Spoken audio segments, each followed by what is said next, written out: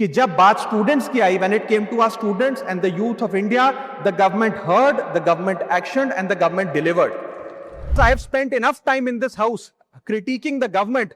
I have earned the right to say my next sentence with full conviction and sincerity कि जब बात students की आई, when it came to our students and the youth of India, the government heard, the government actioned, and the government delivered. Students का feedback लिया, students की demands को honour किया और ये डेमोन्स्ट्रेट किया कि सरकार स्टूडेंट्स के साथ खड़ी है। जिस उम्मीद के साथ स्टूडेंट्स ने अपनी मांग प्राइम मिनिस्टर साहब के सामने रखी, उस चिंता को, उस दर्द को समझते हुए तमाम एक्शन लिए गए, तमाम स्टेप्स लिए गए, जैसे कि शॉर्ट टर्म और long term steps. Number 1, paper leak के बाद इमीडिएटली री एग्जाम कराया गया ताकि साल बर्बाद ना हो। जांच सीबीआई को सौंपी, एसआईटी का गठन हुआ, स्पेशल इन्वेस्टिगेशन टीम, जिसने 13 लोग मेन किंगपिन समेत गिरफ्तार किए। मात्र 75 दिन में, आज से 2 दिन पहले जब 75 दिन पूरे हुए जांच के, चार्जशीट भी फास्ट ट्रैक कोर्ट में दर्ज करा दी गई, जांच को महीनों सालों लटकाया नहीं।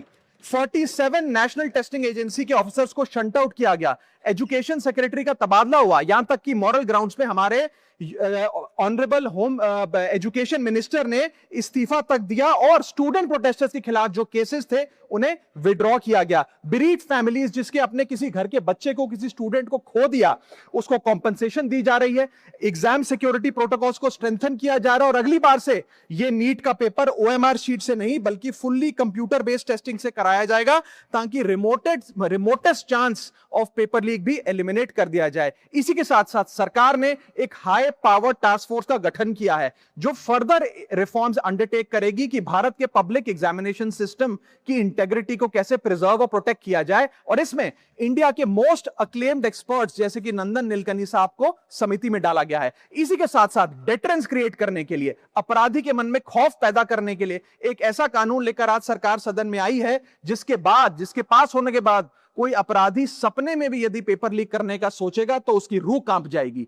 पहली चीज, पेपर लीक को एक इंडिविजुअल द्वारा किया गया क्राइम नहीं बल्कि एक ऑर्गेनाइज्ड सिंडिकेट नेटवर्क द्वारा किए गए क्राइम के तौर पे ट्रीट किया जाएगा, जिसमें इंसाइडर हो, कोचिंग माफिया हो, लॉजिस्टिक वेंडर हो, प्रिंटिंग प्रेस हो, सॉल्वर गैंग हो, एग्जाम ऑफिशियल्स हो, सब पर कार्रवाई होगी। सबको दोषी करार देने के बाद, गिल्टी करार देने के बाद 10 साल तक की जेल होगी और 10 करोड़ रुपए तक का जुर्माना लिया जाएगा। सारे ऑफेंसेस को cognizable, non bailable, non compoundable बनाया गया। एक स्पेशल टास्क फोर्स का गठन किया गया कि अब कभी भी यदि पेपर लीक की संभावना भी उत्पन्न होती है तो यह स्पेशल टास्क फोर्स जांच करेगी और यह इन्वेस्टिगेशन सालों साल नहीं लटकाई जाएगी। 2 महीने के अंदर अंदर से इस इन्वेस्टिगेशन को कंप्लीट करना होगा। और इसी के साथ साथ फास्ट ट्रैक कोर्ट्स का गठन किया जो ये इंश्योर करेंगे कि इसमें स्पीडी ट्रायल हो, डे टू डे ट्रायल हो, स्पेशल पब्लिक प्रोसिक्यूटर होगा, 3 महीने में पनिशमेंट सुनाई जाएगी। सर मैं बता दूं, हमारे देश में fast track courts heinous crimes के लिए बने हैं, जैसे कि क्राइम्स अगेंस्ट वुमेन, रेप और पॉस्को जैसे अपराध के लिए। आज हमने पेपर लीक को उस हीनियस क्राइम्स की कैटेगरी में ला खड़ा किया है सर। इसी के साथ साथ सर, इंस्टीट्यूशनल और systematic reforms will demonstrate zero tolerance towards paper leak, और इससे भारत की इंडियन पब्लिक एग्जामिनेशन सिस्टम की इंटेग्रिटी को हम प्रिजर्व और प्रोटेक्ट कर पाएंगे। ये सब इसलिए हुआ because sir there is nothing more important than the students and their future.